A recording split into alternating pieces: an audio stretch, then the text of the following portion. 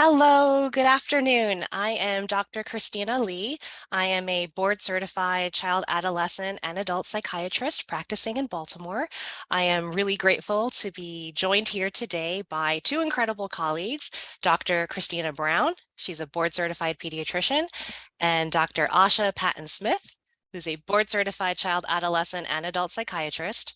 And we're really excited to be here talking with you today. So Dr. Brown, would you like to introduce yourself a little bit more? Sure. Thanks for having me. So I'm Dr. Christina Brown. I'm a pediatrician at Kaiser Permanente in White Marsh, just north of Baltimore. Excited to be here with you all today. Thanks. And Dr. Patton-Smith. Absolutely. Again, thanks for having me. My name is Asha Patton-Smith, and I practice in Northern Virginia in the Falls Church and Burke medical buildings.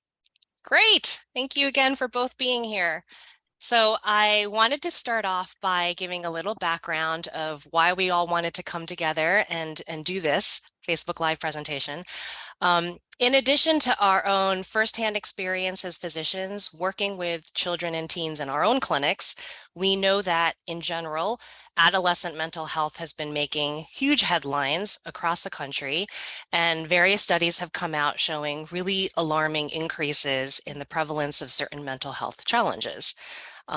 Even prior to the pandemic, it was clear that symptoms of mental illness were on the rise in youth. There was a 2019 national survey showing that 1 in 3 high school students and half of the female students reported persistent feelings of sadness or hopelessness, which was an increase of 40% from just a decade prior, from 2009. And then just earlier this month, the CDC released a report that I think shows the impact that the pandemic has had on mental health issues. And this report showed that in 2021, 30% of teenage girls seriously considered suicide, and nearly 18% experienced sexual violence, which is up a staggering 20% from 2017. In fact, in the fall of 2021, you had 3 national organizations come together. You had the American Academy of Pediatrics, the American Academy of Child and Adolescent Psychiatry, and the Children's Hospital Association. They came together and they declared a national state of emergency in child and adolescent mental health. They basically called for increased funding for mental health and other actions designed to improve our delivery and resources.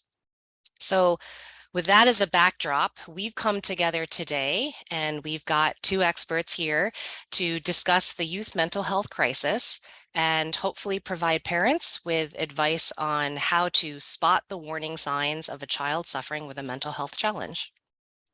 So for our audience members, we are looking forward to your questions. If you are watching live, please post them in the comments on Facebook. Okay, you guys ready to dive in? Let's hit it. All right.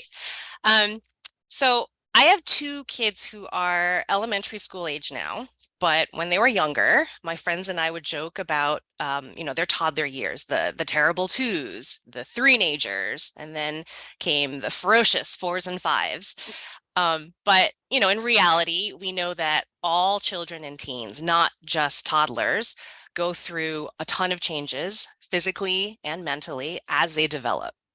So my first question to Dr. Brown, how do parents distinguish between a mental health struggle versus normal developmental changes and routine day-to-day stress? Right, exactly. It can be challenging, and that's why we're here to talk about it today. So you want to look at patterns of behavior. So it is normal for a teen to want to spend more time in their room or spend more time with their friends. It's normal to cry after a bad day or after a breakup, seem really down, or have trouble sleeping before a big test. That's appropriate for the situation. But if your teen is having trouble bouncing back after a tough time, if they're having trouble sleeping, so having trouble falling asleep or staying asleep, or you're noticing a big change in their grades, or, they're wanting to withdraw from their peers, or if you're seeing signs of alcohol or drug use or signs of self-harm, that can be really concerning. So I definitely encourage families to talk to their child's doctor if they're having any concerns about it. That's what we're here for, to help distinguish between those things. And if it's starting to affect their schoolwork, their relationships with their peers, that's when you're seeing more of an issue. So not so much the day-to-day change in functioning, but like a really significant change in functioning, or really Yes. deterioration in functioning. So about 2 weeks, if they're not bouncing back and they're having persistent issues, that's a good marker that, it may need more help. Okay, thanks. Dr. Patton Smith, what would you say are the most common mental health conditions in teens? So, great question. What we're seeing a lot of during the pandemic and now are threefold, I'd say. One is an increase in challenges with attention and focus, and parents and kids wondering if they have ADHD, which there are a number of reasons why that may or may not be accurate, but we're seeing an increase in evaluations for ADHD. The other two that we see, and you mentioned it in your intro with the Youth Risk Survey that comes out every 2 years, kind of surveying what is high school life like in American high schools with teens ages 13 to 17, is a significant increase in depression and anxiety, significant in girls especially.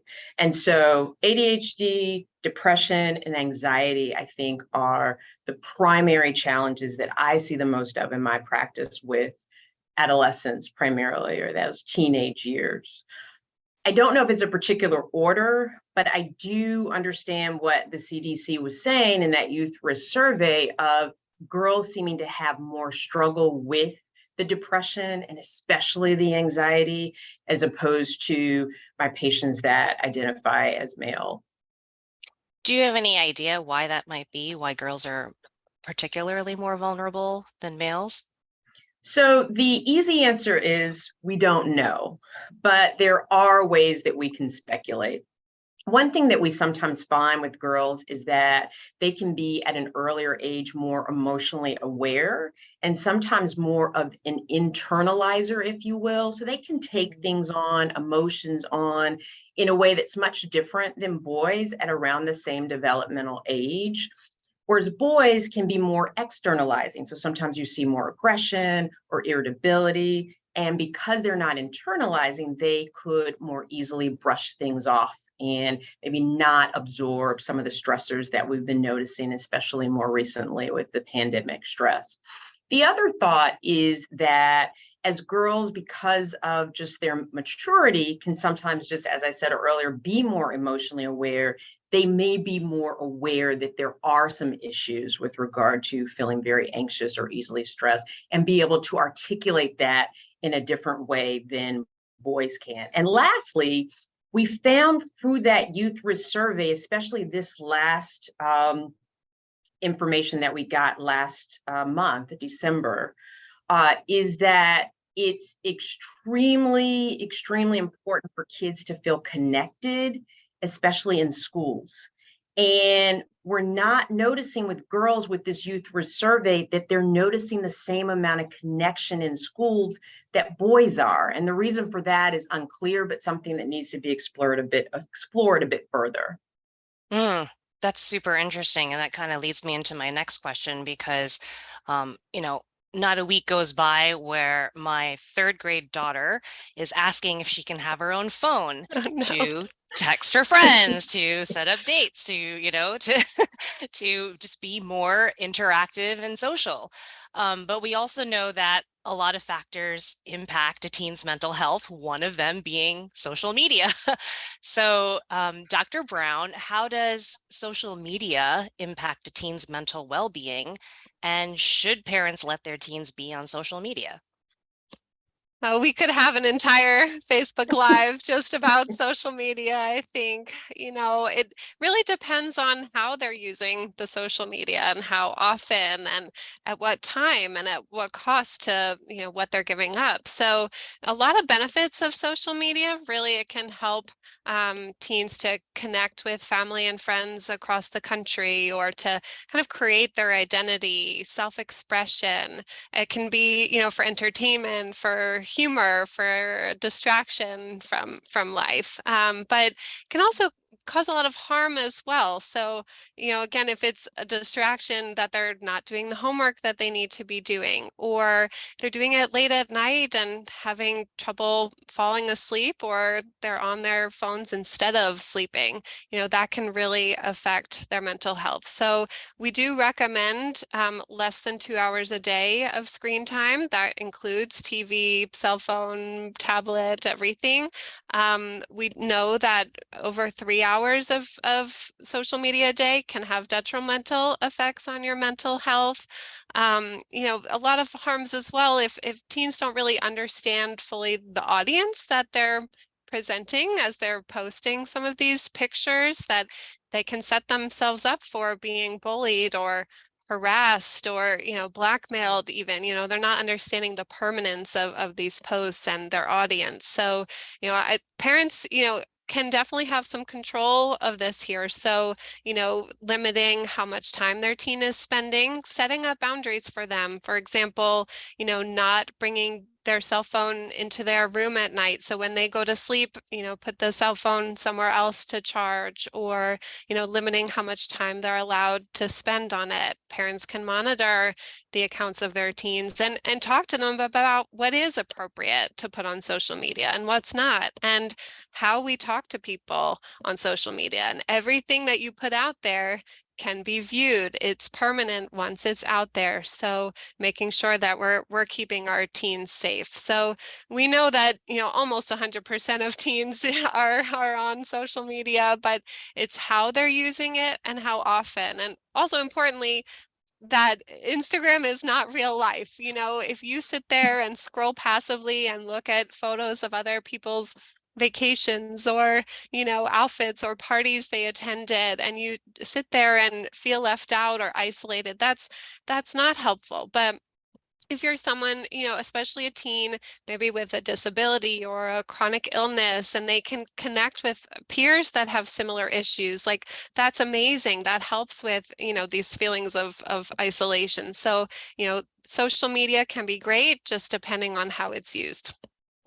And I Great. just want to add, Dr. Lee, to Dr. Brown's excellent synopsis and answer to that question, just highlight 2 things that she said. All social media is not bad. We all know that. And there are kind of 2 parts to a lot of our social media platforms that parents need to be aware of. One of them being, as Dr. Lee said, that upward social comparison. So teens looking at other teens on TikTok and Instagram, and everyone seems happy and everyone seems connected and everyone looks better than me. And so we're noticing, especially for girls, that has been very impactful and increased risk of anxiety and depression, as well as risk of eating disorders. And the other thing is what we call reinforcing spirals. What keeps being added in content based on what we're looking at to have us continuing to watch and look and scroll. And so if you may be looking up as a teen, am I depressed? Other things may come in that you're not looking up, like how to cut yourself or issues with regard to suicide. And so parents just have to educate, and we all do as adults, educate our teens as to everything, as Dr. Brown said, is not real on social media. Mm-hmm. And so in this age of kids that from a developmental standpoint, are really trying to figure out their group and what their thing is, they're very vulnerable for these kind of sticky algorithms that we see in social media. And the last thing is parents and caregivers, you can show them better than you can tell them. So if you're always on social media or consistently looking at your phone and seemingly disconnected, even though you tell your kids, hey, we need to watch the social media. We need to watch just screen time in general. If you're not practicing that, they are looking at you as the role model. So regardless of what you're saying, you have to really implement that in real life as well with your behavior. Yeah, absolutely. And I think I'm even a victim to that myself, where I'll be scrolling through, not even realizing how much time has elapsed because you get sucked in, right? And you're like, oh, this Exactly. story, and then this story, or this person, this person. And then you see, everyone's going on great vacations. Everyone's doing great things. Why am I such a loser? Right? So, yeah. Exactly. Okay. Well, this segues nicely into, a discussion around specifically how has the pandemic impacted teens' mental health? Because obviously with the use of social media, that is one way to form connections with people when we've had to go through so much isolation and lockdown and all of that previously, right? That was a way to keep contacts and stay close to family and friends. But obviously the pandemic has really impacted teens' mental health negatively too. And so how did it? How does it? And then there have also been some recent studies, I don't know that, if you read about this, where it showed that pandemic stress actually aged teenage brains. And so maybe Dr. Patton Smith, you could talk a little bit about that. What does that look like? Yeah, so let's start with the study that came out of Stanford late last year. That was a study that was, it's very interesting because what they were looking at is following depression and doing MRI studies that started way before the pandemic. And then pandemic happened and they had to halt that study. It was less than 200 teens, and then restarted it during the pandemic and had the comparison. So what they found was that there was accelerated aging, as Dr. Lee, you said, as well as decrease in cortical volume of the brain in general. And so that's alarming. And we don't know why that is because one, it was a small study, and two, it was not a very diverse study with regard to the participants. And this was in San Francisco.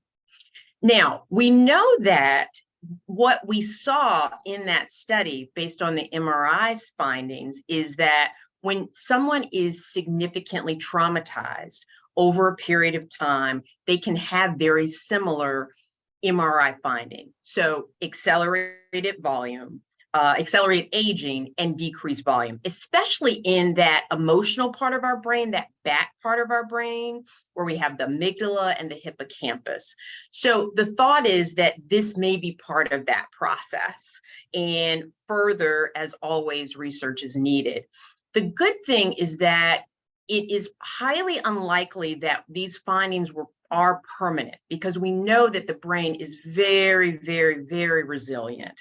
And so with additional support, as well as a decrease in that high level of stress, it should significantly improve the accelerated aging and slow down that process, but we don't know for sure. And circling back, Dr. Lee, to what you talked about the effects of the pandemic, we don't know long-term what the effects are going to be. We do know that when we're looking at significantly stressful situations, natural disasters, accidents, crashes, a lot of times the physical is something that you see initially, and then the mental lags behind. So what we're seeing now with moving through this pandemic is that even though from a COVID-19 physical standpoint, things are improving significantly, this is around the time where the mental begins to be more of an issue. Learning loss, deaths, all kinds of insecurities, food, financial for families and patients. Always wondering what's going to happen. Is this safe? Now that things are better, great, but the brain, even though it's very resilient, sometimes takes some time to really be able to kick in and normalize things. And so I think that's kind of what we're seeing is, okay, we kind of had the first wave of the pandemic and then the second wave, and now we're having this mental health national crisis, especially in our teenagers and our kids. because this was all a collective trauma that we've never had before. Yeah. Great.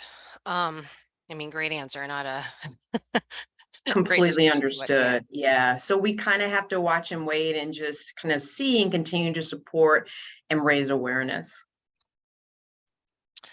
Dr. Brown, we often hear that people should create a safe space to talk about mental health. What is meant by that? What is meant by a safe space? What does that look like?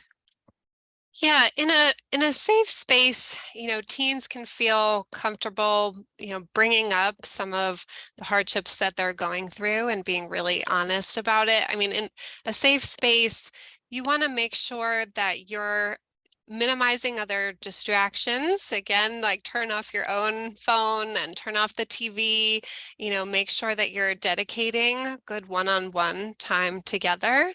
In a safe space, you want to come as a parent with a non-judgmental attitude, really spend time listening, observing, exploring their feelings, validating what they're saying, because to them, it's the most important thing in the world. So you want to make sure that you're showing them that you understand how important it is to them. So maybe easier to think of, an unsafe space. So, a time where you felt uncomfortable, bringing something up, for being afraid of being, disappointing someone or feeling embarrassed or laughed at, in those spaces you don't feel safe. And why? So you want to make sure that you're watching what you say. So saying things like, you're overreacting, or, calm down, or, are you really wearing that? Or, why can't you be more like your brother, the way he did it? Comparing is not a safe space, judging, providing criticism that wasn't asked for, that's not a safe space. You want teens to feel like they can open up to you. And it starts, long before a tough conversation. It starts with how you talk about others with mental health issues, how you, again, role model that. If you're, oh, she needs to just get over it. It's not, life's not that bad. She's making it up. She's faking it. She's exaggerating, versus if you're really coming with compassion, saying, they must be going through a really tough time if they're acting that way. So role modeling for your teen, and just really trying to bring out the open, honest conversations where your teen can feel like they can open up to you. And it sounds like what you were saying, like validating their feelings, right? Not making fun of something that they're saying or calling them dramatic, but really understanding, trying to understand where they're coming from, Right. and letting them. Those are the things you remember, right? I can think back to my own Mhm. teenage years and some of those tough conversations with families. And, I don't remember the exact words said, but you can remember how you felt in some of those moments where, a crush or a breakup or some, and to you, it's the most important thing in the world. And, we forget that, saying, oh, just wait until, you have real adult problems. Like, that's not helpful. It's not helpful. It's, because to them, it is everything in the world. Mm-hmm. Mm-hmm. Exactly. Dr. Patton Smith, when you, what would you say to a parent as far as when they check in with their child, what kinds of questions should a parent be asking to be able, not only in that safe space, but to be able to open up discussion and dialogue? Absolutely. So important. The first thing parents need to do is channel their inner adolescent teens, what they were, as Dr. Brown says, when she remembers when she was younger, what they were then, because it's helpful to channel that in some way, whether it was a negative or positive experience, to really be very present and in the moment with your teen. Teens are very intuitive, and they tell it to you straight, which is why I love working with them. As a parent, however, that can be very, very challenging. And so when you are talking with your teens, and again, as Dr. Brown said, this is a series of conversations every day, checking in a positive, non-judgmental way. The non-judgmental, as we talked about, is extremely important. And I just want to highlight words have meaning. And using words like lying, bad versus good, embarrassing, disappointing.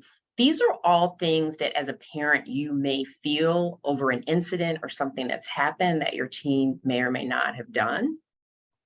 It's important though, when we're trying to check in, to check that at the door and really just try to see how the teen is doing, because it really will affect the answers you get. What I tell my parents is it's not just the one conversation in general, it's consistently checking in. When my teens come in, I say, hey, what's up? What's been going on? And sometimes if they're not used to working with me, they look at me like, what? Why is she asking me this? No one ever asked me just an open-ended question like this. And that's helpful.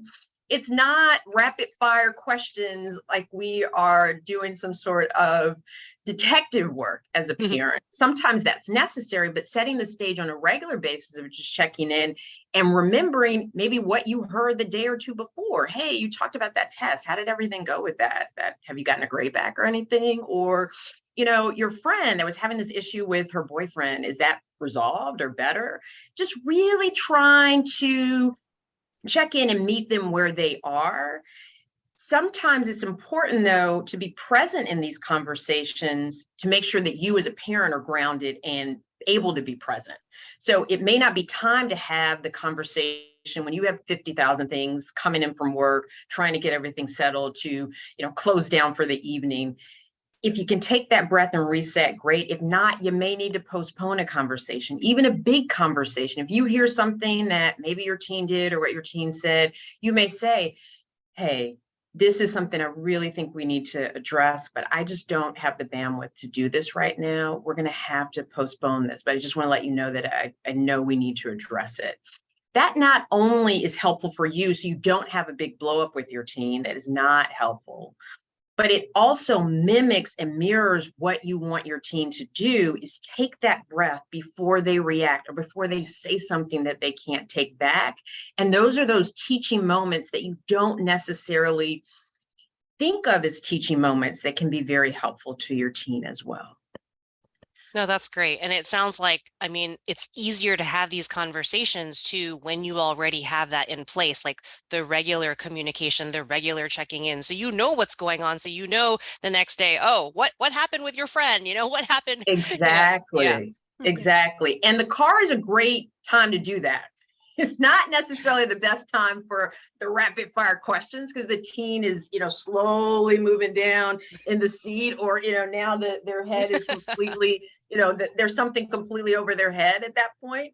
But it is something though, overall, where when you're thinking about it, it could be just a check-in time that's very natural, that's very normal, and hopefully everyone is paying attention. Parent focusing on the road, teen there and present. It's a time maybe to have not the screen time, maybe to, hey, let's just talk for a little bit. Put your phone down. I want to check in with you.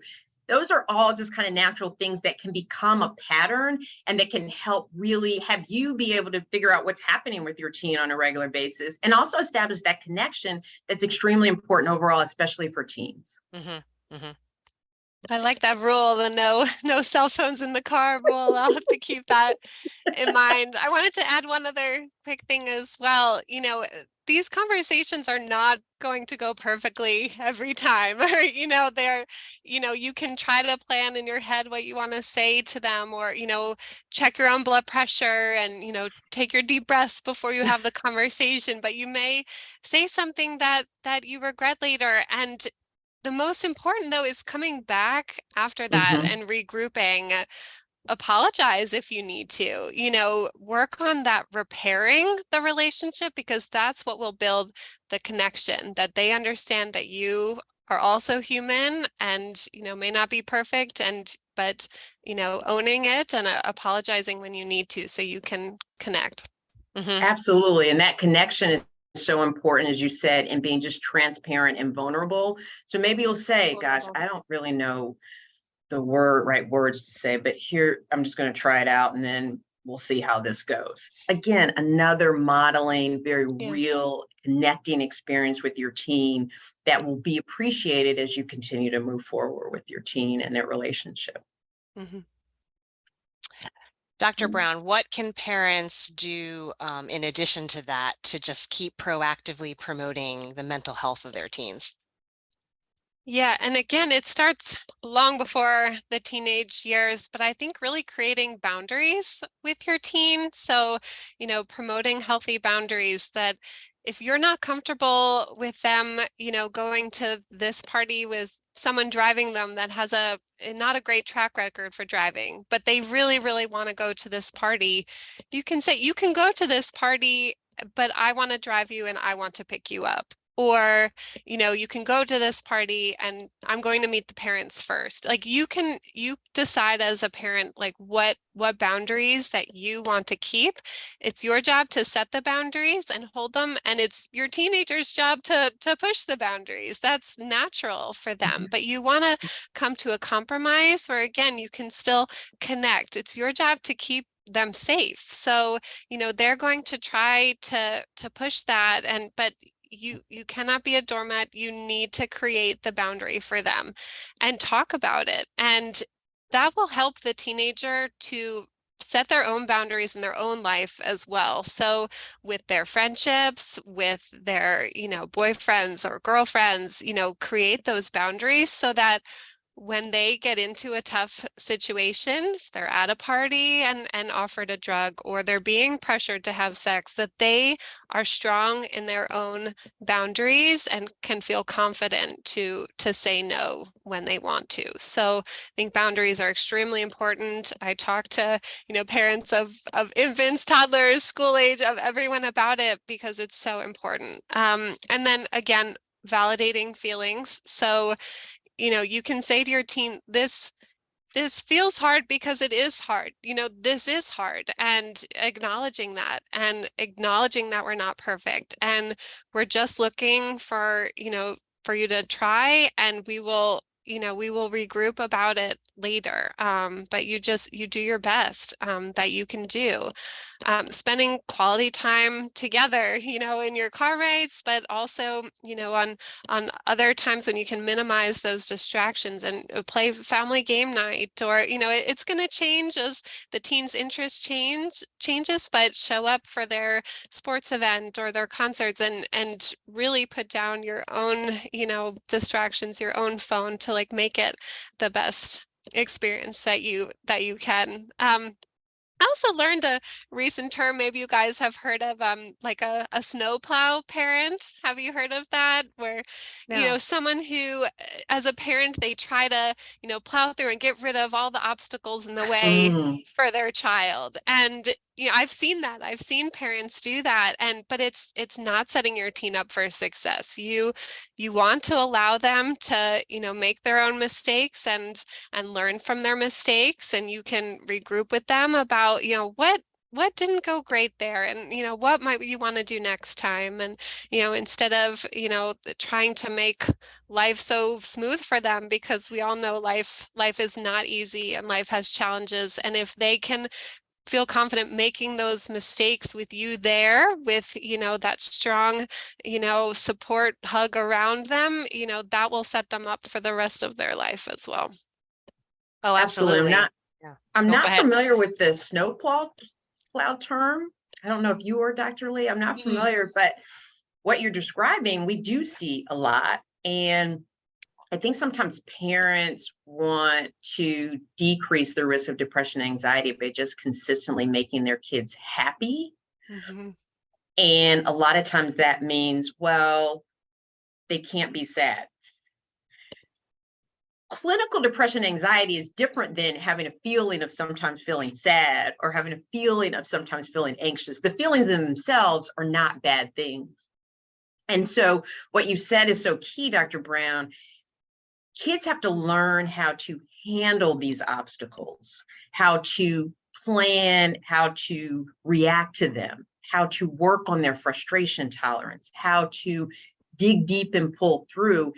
if they don't learn that early, it just makes it more challenging to hone in on those skills that they haven't really developed, because at some point they have to be developed in order to be successful, because we can't have everything we want all the time or always control our environment.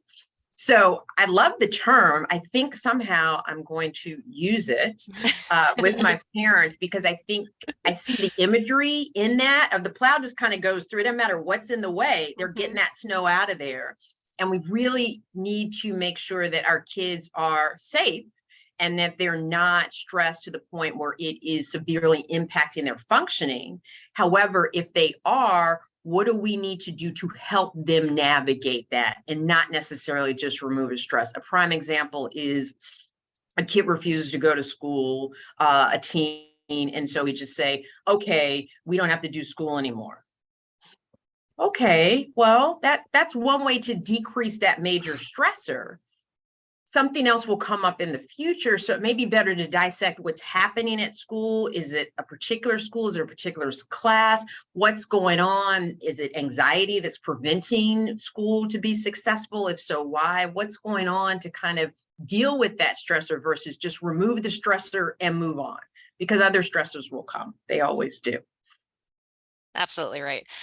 When I was a resident advisor in college, the biggest thing that came up during, people's freshman year when they're first having to live with a roommate for the first time and live with someone new, and all of that, there's a lot that goes into that in terms of just learning to be with somebody in your space. And the number one complaint, as a resident advisor, is people come and say, I need to change my roommate. I need to switch. And we always say, no, you got to learn to deal. Yes. Right. And some people are like, well, I didn't have to do this at home, but you got to do it now. So life skills that are so important. That's a great example. Skills. Yeah. So Dr. Patton Smith, what signs when a parent is talking to their teenager, they've established that safe space, they recognize, what their teenager is going through, what are the signs that should alert a parent that, ooh, this is not just everyday stress that we can talk through, like maybe now I need help, like I need my child to see somebody, a professional, maybe they need to talk to their pediatrician or talk to a mental health professional? As a parent and caregiver, trust your instincts. If something doesn't feel right or doesn't look right, then you need to talk to your teen. And if you're not getting an answer that really your gut is telling you is not quite the answer, then you need to ask for help. And the reason why I say it that way is because we always hear stories of parents that are dealing with teens and everything seems to be fine. And then they find out that their kid had an overdose or is having suicidal thoughts and has never said anything or even looked like they were having any particular challenge. And then when we circle back, it's like, well, I just wonder because they were a little bit more isolated in their room, or they were saying things that didn't really seem a big deal, but dramatic, like I should just end it all. I just thought it was drama. I didn't really think anything of it. They're still doing well in school. They're still interacting with friends. So it's these subtle things. If you as a parent or caregiver are like, something's not right, reach out to your teen first and then reach out for help if needed.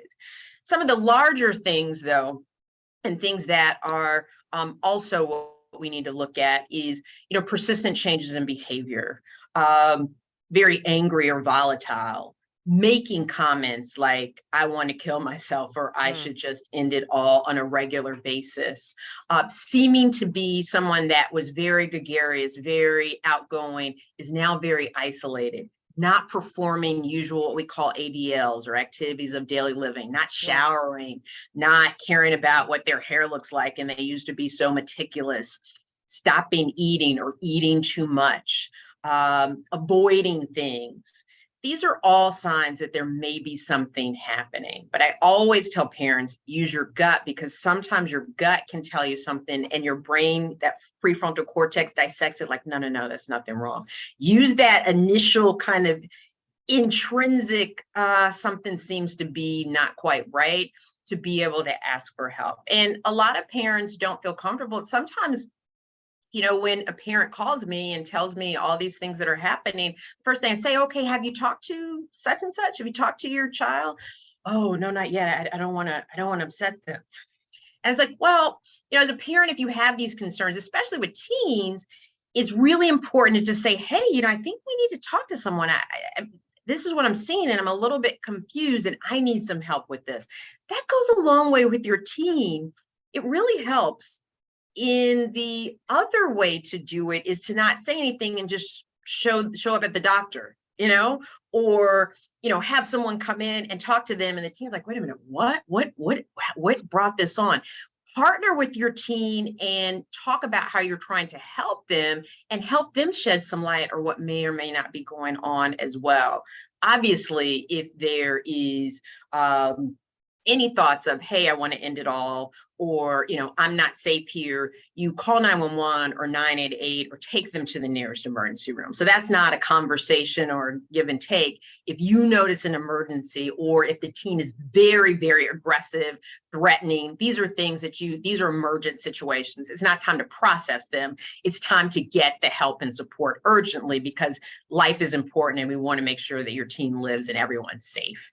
So those are obviously the extremes, but some of the more nuanced things, it usually starts at something more nuanced and smaller before it becomes extreme. So using your gut is so important.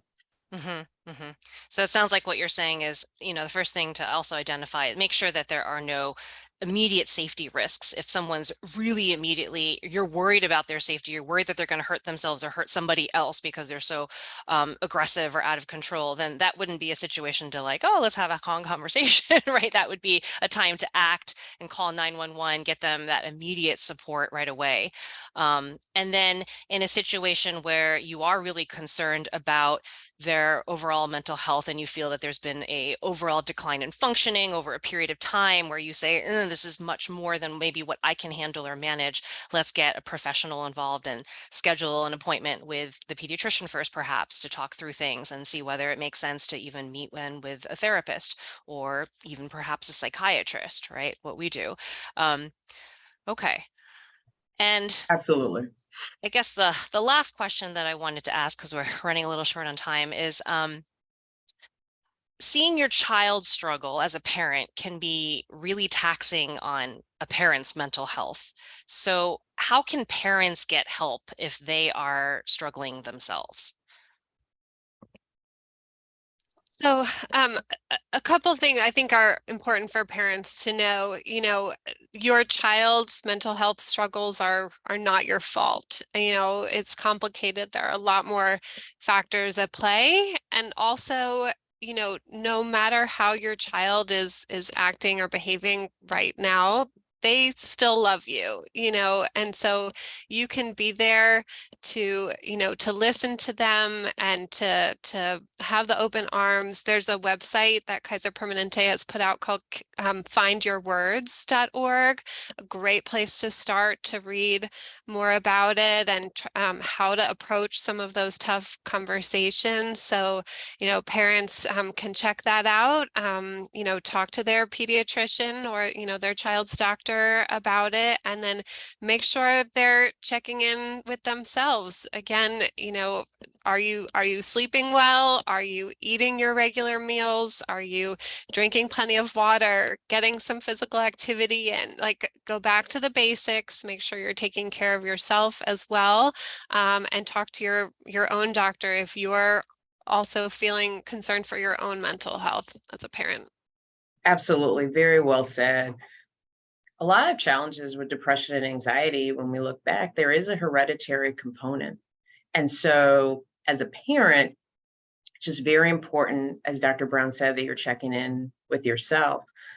Sometimes it's also important to, as Dr. Brown said, check in with your primary care provider and see if you need to talk with a therapist or a psychiatrist. Sometimes therapy and medication may be necessary as a parent.